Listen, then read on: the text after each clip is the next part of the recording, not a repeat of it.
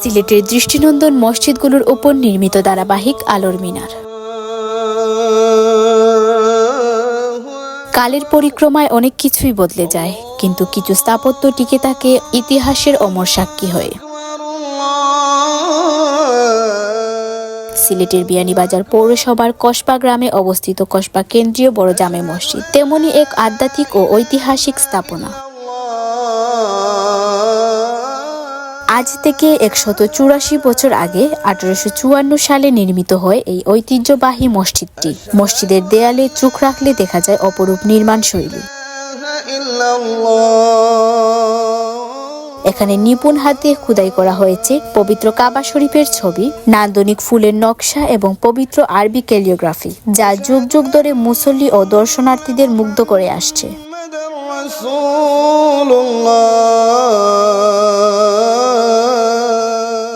প্রাচীন এই মসজিদের ভেতরে ঢুকলেই পাওয়া যায় আধুনিকতার স্নিগ্ধ পরশ। পুরো মসজিদটি এখন সুসজ্জিত টাইলস দিয়ে মোড়ানো। মুসল্লিদের ইবাদতের পরম প্রশান্তি নিশ্চিত করতে সম্পূর্ণ ভবনটি করা হয়েছে শীতাতপ নিয়ন্ত্রিত।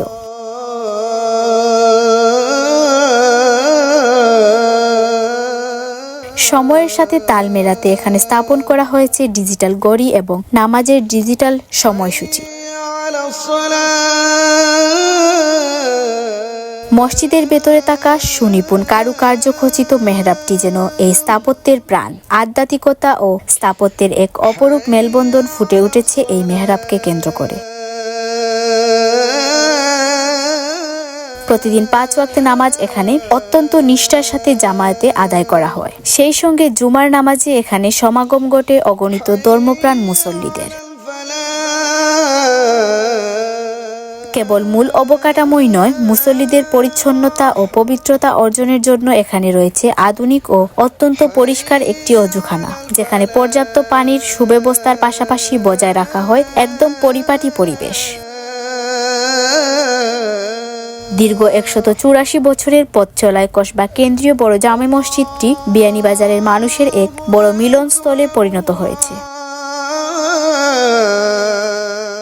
ঐতিহ্য আর আধুনিকতার এই অনন্য সমন্বয় মসজিদটিকে দিয়েছে এক বিশেষ পরিচিতি। ইতিহাসের গণ্ডি পেরিয়ে আগামীর প্রজন্মের কাছেও এটি টিকে থাকবে বিয়ানীবাজারের অন্যতম ধর্মীয় ও স্থাপত্য নিদর্শন হয়ে।